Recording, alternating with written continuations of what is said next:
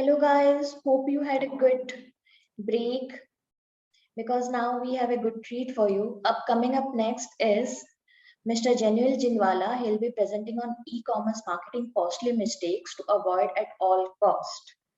Mr. Janul, the stage is all yours. Thank you so much, Debashri. Good afternoon, everyone. I appreciate your presence here today, and I'm really excited to share my thoughts with you. There goes a famous proverb, the law of holes adage, first appeared in the Washington Post dating back to 1911. This old proverb can be applied to business, economics, friendship, love, and even to e-commerce marketing. So before diving into the e-commerce marketing mistakes, let me try and set up the context first. I put it as we live in a very interesting era. E-commerce businesses in India is taking shape like never before in a world that's increasingly turning from physical to hyper digital. In India, we witnessed a surge in revenge buying, that is overindulgence in retail therapy. In a recent article that was published on TOI, the Indian e-commerce sector witnessed a stellar growth of over 30% in 2021. So it's given, an e-commerce first strategy is no longer an option, it's imperative. The mantra is to embrace, adopt, and capitalize on the virtues of digital commerce. However, setting up an online store on top e-commerce platforms is just not all. Neither does it ensure revenue. You are not the only one out there. There are thousands of other online stores competing for their share of sales. Having a robust e-commerce marketing strategy for making your business stand out among the droves of lookalikes and copycats is equally imperative. Having the best-in-class, feature-rich e-commerce store with all the bells and whistle is just like having a high-end car sitting in the garage. With no fuel in it, it will take you nowhere. Marketing is the fuel that fuels your store. You got legs does not ensure you winning a marathon. There is a difference between having an online store and having a store online. And business owners should be focused on the former. See, marketing is not magic, it's science. Thankfully, not rocket science. However, in marketing, nothing is certain. And to navigate through this uncertainty, retailers need a well-defined marketing strategy to attract, acquire, and retain customers and enjoy all the good things that come along with it. Unfortunately, many e-commerce businesses fail to understand the smaller nuances of e-commerce digital marketing. As store owners, we might end up making deadly e-commerce marketing mistakes, which may seem insignificant in the beginning, but they take a serious turn later and end up having a bigger impact. See, over the years, I have seen and experienced my share of e-commerce marketing blunders as well. Yeah, right, I am very much guilty of these too. It's important to learn from these mistakes and prevent them from happening again. Let's take a look at the e-commerce marketing foxpass and ensure the time and revenue you invest in your e-commerce store is paying off. So let's begin with the first one. We have a niche of doing everything at once, but not knowing where to start. In marketing, it's never enough. There are hundreds and thousands of things that can be done. Not necessarily everything has to be done. See, there are numerous things: SEO, local SEO, Google ads, Bing ads, social media marketing, social ads, affiliate content, email drips and promotions, coupons, discounts, chatbots. The list is endless. See, there's a saying: in the want of the trees, we lose the sight of the jungle. It's good to be everywhere and on all marketing platforms and channels, but what's the point if you are not able to manage them in the best possible way? Nobody wants to get lost in the forest. Give each thing its sweet time to settle before you make the next move. Evaluate thoroughly what's working, what's not, and what's working for your competitor in the same industry and the same geo might not work for you, and vice versa. Pick up a few. Don't do just good. Put your excellent efforts, evaluate the results, keep doing the best, drop the bed, and then pick up the next set. So let's take an example of SEO. There is a trap of optimizing all of the pages at once. We all know in an e-commerce site, there are hundreds and thousands of such pages. Look at the top performing pages and the least performing pages and a mix, categories, subcategories, products, CMS. Create a mix of everything. Strengthen good, improve weak, or focus on a business objective to strengthen a category of products in the next quarter. See, the point is, unless you fully optimize the pages, the SEO parameters, performance, UI, CTAs, content, etc., you will not be able to track its improvement in the coming months and decide any re-optimization measures if they are needed. So, going from the first or picking on the previous one, where do you start? Whether it is starting digital marketing activities for a new site or starting your day with digital marketing activities for an existing site, never ever ignore the technical SEO errors.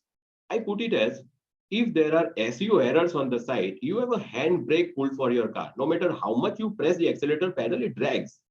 Remove your bottlenecks before going on all out on the campaigns. There are multiple audit tools that are available to identify technical SEO errors and warnings. Another grave mistake in terms of these technical errors, mobile optimization ignoring. For mobile optimization, I put it as, first, let's make peace, not war with our e-commerce developers. There has to be a cohesion between the developers and the marketers, and then we can see the score going from 19 to 50. I did not mention why the store should be optimized for mobile. Most potential customers find brands through social media advertisements or ads in general, which clicking on which takes you to the site which is accessed on their mobile devices. So basically, you are paying to bring visitors to a site that is not conversion optimized. Further, in the run of executing complex campaigns, we miss on regularly updating the basics like sitemap, robots, canonicals, toxic links, and a lot more. Unless the pages are crawled correctly, how can they appear on the search engines correctly? So be careful to what you are allowing your bots to crawl to leverage on the link juice. Go to the next one. You don't need to sell to everyone. It's about targeting the right fit audience for your store. Before you lay down anything in marketing, may it be strategy, plans, calendars, you should always work on your TG, and it's a continuously evolving exercise. Who are you targeting with your online marketing campaigns? Anyone or people with a computer, with a smartphone, with internet? I know discrimination is bad, well, in most cases, but think again for marketing. These answers are incorrect. You need to narrow your target market. Well, in e-commerce, it is basically for everybody. But for an e-commerce brand or a store, everyone cannot be your target audience. Targeting everyone means you are targeting actually no one. Target audience should be as niche as possible, and they can be further divided into small segments based on their similarities in geographic, demographical, behavioral, psychographic elements of your current and prospective customers.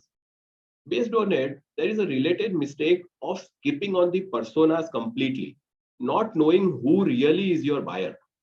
I would say start reverse, take a step back, pick your best customers, evaluate their characteristics, buying patterns, pain points, and so on. Don't begin messaging unless you know whom you are throwing out your messages to. The next step is to personalize the messages to each of these personas and be as customer focused as possible. Not doing so leads to another mistake of a slothful planning. Unless you know who your audience is, what channels they are on, what message engages them, your entire planning of the campaigns and the investment that you put in your campaigns may completely misfire. Yeah. The trap of content calendars. In continuation to the previous one, now you know whom you are targeting to, and now the content. So content is king, but do remember that context is God. Craft meaningful content, not just for the search engines, but for humans.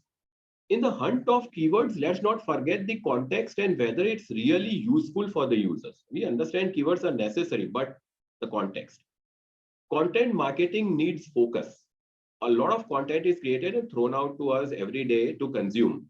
And we are all in the race of constantly creating more content.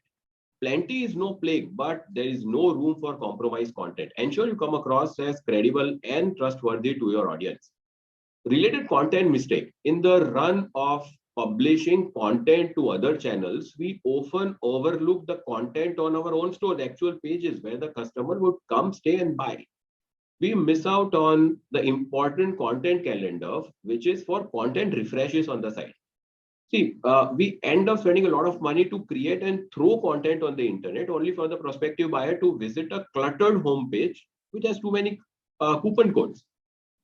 Also, often we lack clarity on the store's value proposition.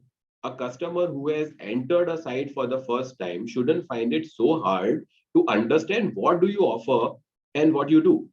Example, a site selling baby products visited by mothers and payment information of course entered by fathers should have the content depicting which is care, cuddles, hugs, warmth, all information to win the parents. Parents' trust is very hard to earn. The clear and a well written value proposition is one of the most important conversion factors, and it focuses on three major things: relevancy, defines specific benefits, and identifies why you are better than your consumers. Further, the marketing message should be very much aligned with the various e-commerce operations like support logistics. See, example, marketing advertises 24/7 support, and actually if a customer calls in the middle of the night, there is no one to answer. I also draw your attention to a recent example of Blinkit, delivery in 10 minutes. Is it really it? Okay. Another common content mistake. Please don't forget to eliminate expired offers. There are many sites whose banner still reads holiday season offer and the coupon code of Black Friday still works during checkout. And last but not least, not to forget the mistake of social fight for gaining more followers. Run the right race. Increase more engagement on your social posts. Yeah. So don't hoard. It should be surprising and delighting your customers. Next, very important, set goals, realistic. Now I want you to pay real attention onto this because I am going to explain this with an example. Goals are not just good to have, but they are a must to have. Most importantly, they should be correct and realistic. Applies to both our personal and business lives, both. So let's say it all starts with revenue. Let's say our goal is 50,000 this month, February month. What do you start with? Start with basics, benchmarking and planning ahead. A real life example, I want a smart TV which is worth 50,000 this month. Where do I start? I evaluate how much do I have currently and how I can arrange for the rest, correct? So looking from a store perspective, for an example, we have 200 monthly visitors, the e-commerce conversion rate is 0.50, and with 2,000 of an average order value, your current revenue is 2,000. Now you plan to increase it, right? So you do a lot of SEO strengthening and your users increase to 250 monthly users. That's a 25% of a growth. You plan to increase your e-commerce conversion rate to 0.75, which is a 50% of a growth. And with all these improvements in the site and then the visitors, your revenue will be now 3,750. But remember, your goal is 50,000. So you decide to invest 5,000 in ads, and at a CPC, for an example of 5, you gain 1,000 more followers. And with an e-commerce conversion rate, which is 0.75, which definitely cannot be had on the very next day. It's a gradual process, but for an example, let's take these numbers into calculations. So with a conversion rate of 0.75 and 2,000 as an average order value, now you are able to make more 15,000. Oh, great. So I invested 5, I got 15. So let's invest 20,000 and get 50K to 60K. No, it does not work that way. The direct multiplication factor does not work. This leads to another mistake, which is the greed for the green and leading to blind eye to costs, investing wrongly, and the lust for customers that will be able to increase these many visitors. Let's face it, growth from 200 users to 500 users can't happen overnight unless there is a bot attack. Everything, SEO, ads, social, has its own limitations and it takes time to settle and perform. If we factor in the trends, things can get really tricky. The point is, in the chase, you might end up targeting the wrong audience. So there is a growth in the users, but little help. With no intent to buy, you will bring the conversion rates down. Worse, it leads to wrong calculations. For Y revenue, I need X number of users, and all your further strategies and investments would go wrong. See, this is just a small example. Imagine the goal setting where bigger numbers are involved, the margin of errors will be enormous. Even yet, the bigger problem is based on these set goals, a lot more other business operations are planned, like inventory, stocking. So, if you do not have your numbers correct, there is a lot more at stake. Uh, I'm not asking you to be safe or be conservative. Go all aggressive, but be realistic and place your bets right. Uh, this leads to another contradicting mistake, which is not investing money enough. Marketing is a long-term investment. Don't expect fruits in the short term. There is a general tendency to invest more time and resources in e-commerce operations rather than marketing. Uh, it's a digital marketing is cheaper than traditional methods, but since everyone is doing it, it has turned even more expensive to create impact. So you need to invest good amount of money and at the same time do not over invest. How do you get this? Analytics. So the next mistake is deprioritizing analytics, or probably looking at only a few KPIs on a high level and understanding the performance of the campaigns. So in the beginning, I mentioned analyze what works and what does not, and then move on to different steps or different channels and platforms. Ignoring a thorough post-campaign analysis is a mistake you should never commit.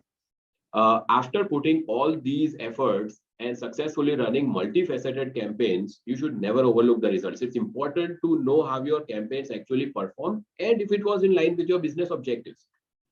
Today, CIO has become a marketer and a CMO is more of a data analyst. Adopt a data-driven marketing approach with objective to understand the consumer behavior, the buying patterns and all. You need all the data analytics right in front of your screen to make timely and accurate and correct decisions. Set the goals correct, measure them correct. Yeah, move on to next. Not retaining customers. See, these analytics will tell you a lot about your existing customers. We might be well aware that the e-commerce conversion rate of our existing customers is high. Yet, many online businesses spend most of their marketing dollars only to get themselves in an ongoing struggle of chasing down new customers instead of nurturing the ones that they already have. The bottom line is you need to make your customers happy, turn them into repeat customers who will bring their friends. You need them to be so captivated that they not only buy from you, they share it with others, and most importantly, not turn to a competitor. Related to it, loyalty. Loyalty is not bought, it's earned. We all have our heart, customers in our mind and heart, but somewhere in the race to get more conversions and sales, we tend to forget the basics. A related mistake, for an example, is not capitalizing on the social proof or the validation. Example, ratings and reviews. This help build trust, inspire people to take action, and boost conversion rate. Separate marketing campaign strategy can be planned only to get the ratings and reviews and have listening to what your consumers are saying about the entire experience of how the purchase was on the site. Yeah. Trying to do it all alone. Focus on what you are best at. There are experts for each pie of digital marketing. Engage agencies, not just digital marketing agencies, but agencies who specialize in e-commerce digital marketing, who understand your industry, your business objectives, and align with you as your extended team. Lastly, but not least, overthinking things. See, any online shop has many moving parts. A common mistake that any company often makes is overthinking all of the small details. Yes, we'll make mistakes. That's just part of the process, or some may put it as an occupational hazard. If you focus too much on the small issues, you will always miss out on the bigger opportunities that lie ahead. Focus on the bigger picture and work towards that ultimate goal. Start by taking steps and fine tune them along the way. For example, if your email content is not personalized the way you want it, you can always do it on a later stage, but begin. Overthinking at every step will just slow down in the long run.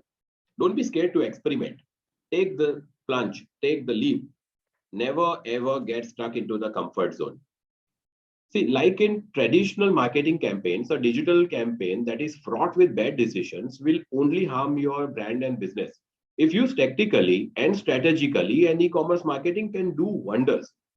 At the end of the day, strong e-commerce marketing activities and campaigns in line with your long-term business objectives and based on common sense is your main tool.